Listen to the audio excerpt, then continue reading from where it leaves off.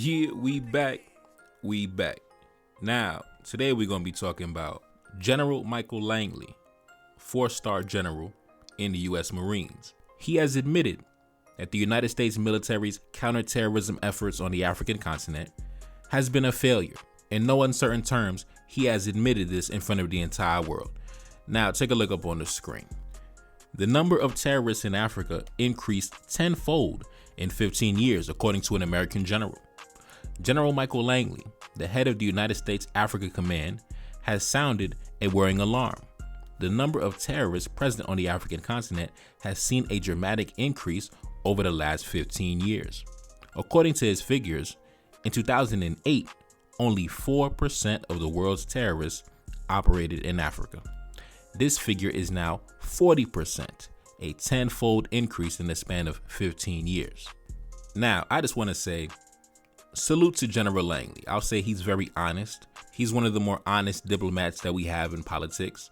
I remember sometime last month, I did a video on him where he basically said in no uncertain terms, he laid out the reasons why the United States military is in Africa. He kept it all the way real. He said the United States military is in Africa for access and influence. Access to the mineral resources, the mining concessions, and influence in terms of influencing the behavior and the policies of African governments. He said that in no uncertain terms. And he also said, we are in Africa to undermine the influence of the Russians and the Chinese.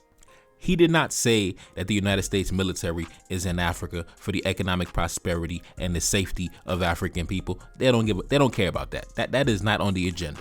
That is not on the agenda. They are only here for their own personal, economic, and political interests.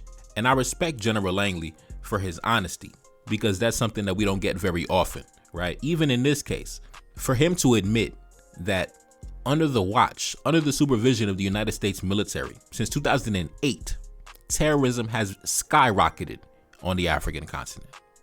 That is like a CEO of a company going in front of the entire world and said that since I've taken leadership, the performance of the company has declined by 50%. The company is in shambles right now ever since we took over leadership. That is essentially what he said, because take a look up on the screen. The United States Africa Command was established in 2008. And essentially what they're saying is that ever since the United States military has had boots on the ground in Africa for the last 10, 15 years or whatever, how long it's been, that terrorism has gone through the roof.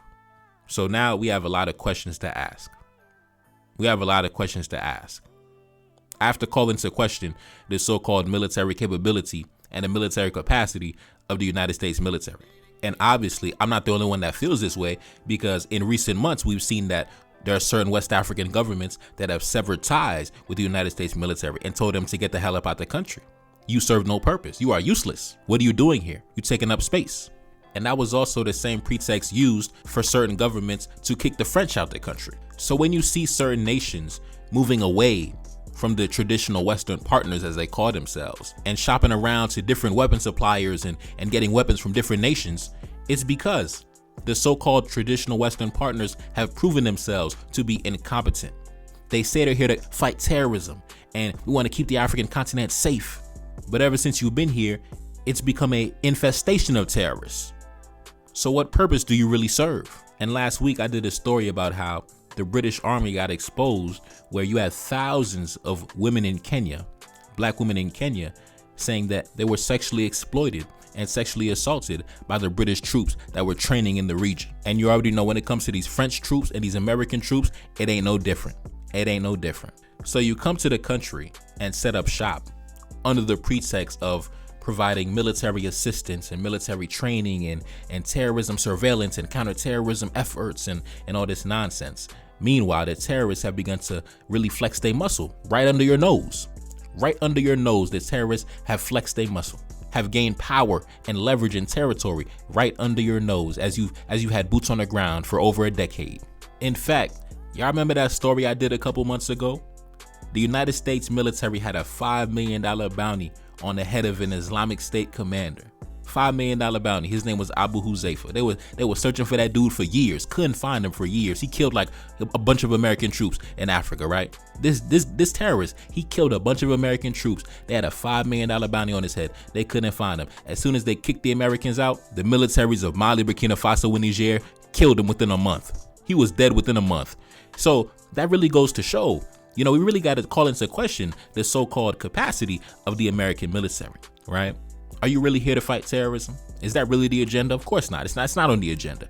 But that's the pretext, that's the smokescreen used to justify your presence on the African continent, to maintain access to the mineral resources, to undermine the influence of your so-called adversaries. That's the fact of the matter. The safety and prosperity of African people was never on the agenda. But anyways, man, let's jump into these videos of Michael Langley discussing these topics. Let's jump into it. I'm gonna come back on my commentary. Let's go. U.S. Africa Command is charged with executing our mission, which expands from deterring threats on the African continent, gaining access and influence, and being able to respond to crisis. We do this through partnering with our African partners, with the African partners leading and us enabling. Back in 2008, Islamic jihadists on the global scene, only 4% was on the African continent. Now that number is up to 40%. All right, we back. Now, is this not a clear display of a failure of leadership? Is this not a clear admission of failure? Now, the ironic thing is, the United States Department of Defense is going to use this failure as an excuse to further entrench themselves into the continent by saying that the terrorism has grown out of control, so we need to put more boots on the ground and invest more resources into Africa because we got to fight terrorism. I know it's crazy. You would think it would be the opposite. Clearly, they showed that in the past 10, 15 years since they've been here, they failed at countering terrorism. Terrorism has grown new life and spread its wings all over the west coast of Africa, right? So clearly, it's time for them to go. And that was the same exact sentiments expressed by the Prime Minister of Niger when he explained why he kicked the United States military out the country. He essentially said, what purpose do you serve? You've been of no use. You've been sitting up, squatting on our land, taking up space on our territory, and you ain't been doing shit, to be honest, bro. You ain't been doing shit. Since you've been here, we've been taking more losses. Our citizens have been dying at a higher rate ever since you've been here. Before you got here, it wasn't even that crazy. It was like, 2-3%. Now you got here, bro, it's damn near 40-50%. Bro, it's time to leave, nigga. Like, it's time to leave, bro. I don't know what you're doing here, bro, but ever since you've been here, the terrorism been going crazy. So obviously, this is a failure of leadership.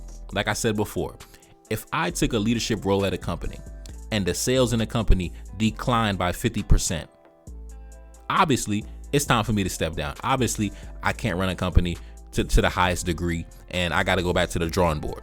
But mark my words, the United States is going to use this as a pretext to further solidify themselves and further solidify their presence on the continent. Let's continue. About Niger and about our repositioning and moving of our equipment and assets out of Niger, we're on pace. And I think that I'm sure that we're going to keep reaching those benchmarks. Our withdrawal out of there will be responsible, and first and foremost, safety of our troops is first and foremost, but a responsible and orderly withdrawal that's agreed by both the U.S. government and the transitional government, the CNSP in Niger, has been agreed upon. I think we'll hit all those benchmarks and requirements. What we're looking at. All right, we back. Now, in that section of the interview, Langley was basically giving an update on the United States, getting the fuck about Niger. Listen, the government in Niger told him, bro, it's time to go. They gave him their report card, and their report card had all F's. The report card had all F's on it, man. They ain't had no A's, no B's, no C, bro. All F's, all down the chain, all F's. So it's time to go, bro. You got evicted. It's time to go. And as you can see, that's a major loss, man. That's a major loss, man. France got kicked out the uranium mines. The United States got kicked out Niger, man. The Western powers, man, listen, they took some losses this year, boy, I'm telling you. But listen, all of this is their own doing, right? They can try to blame Russia all they want. The French trying to blame Russia, the Americans trying to blame Russia. Listen, bro, look in the mirror. Look in the mirror. The reason why the so-called Western powers have been taking these diplomatic losses is their own fault. It's not the Russian man's fault. It's your own fault. You have failed to uphold your commitments and deliver on your so-called promises. It's your own fault because you don't believe in true partnerships as you claim. Oh, partnerships, our African partners. You don't believe in true partnerships. You believe in exploitation. It's your own fault. It ain't the Russian man's fault. At every turn, at every negotiation, you pursued your own economic interests at the expense of African development, at the expense of African prosperity. It's your own fault. It ain't the Russian man's fault. So don't cry. Don't cry when the black man wants to buy guns from the Russian man. Don't cry when the black man wants to buy jets from the Russian man. Don't cry when the black man wants to shop around to different distributors and different suppliers because you don't understand the language of partnership. The only thing you understand is the language of exploitation. Not only have you failed to counter terrorism and fight terrorism as you claim that you are the master at doing, but you won't even sell the proper military technology to the African nations who you claim to be allies with for them to fight terrorism on their own. That's the crazy part, man. Not only do you suck at fighting terrorism, you won't even sell the weapons to the African nations for them to fight terrorism on their own. What kind of allies are these? What kind of partners are these? But I guarantee you're going to send that shit to Israel, though. You're going to send that shit to Ukraine, though. Yeah, but you won't send that shit to Africa, though. Listen, man, but our so-called Western allies, right? Right.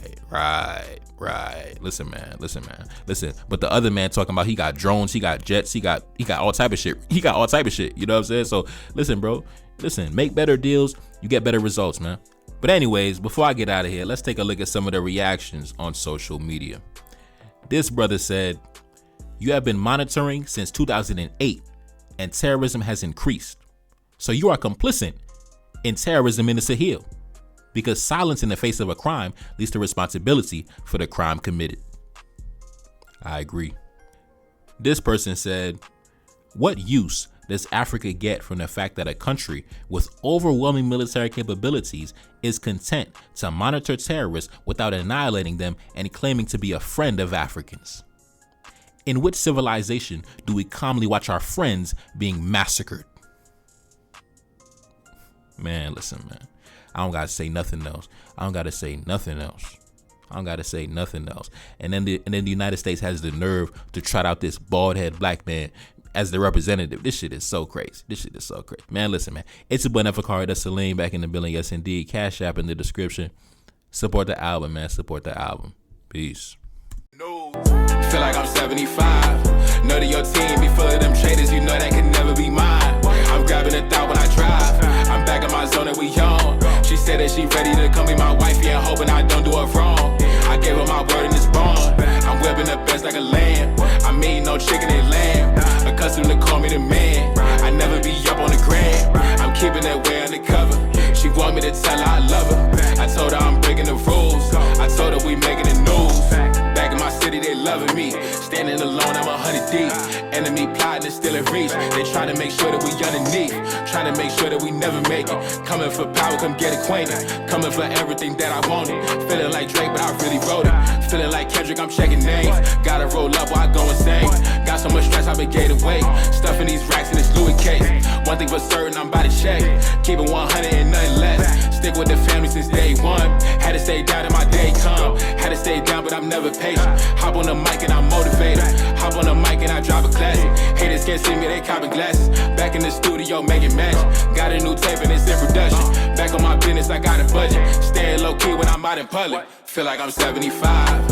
Know that your team be full of them traders. You know that can never be mine.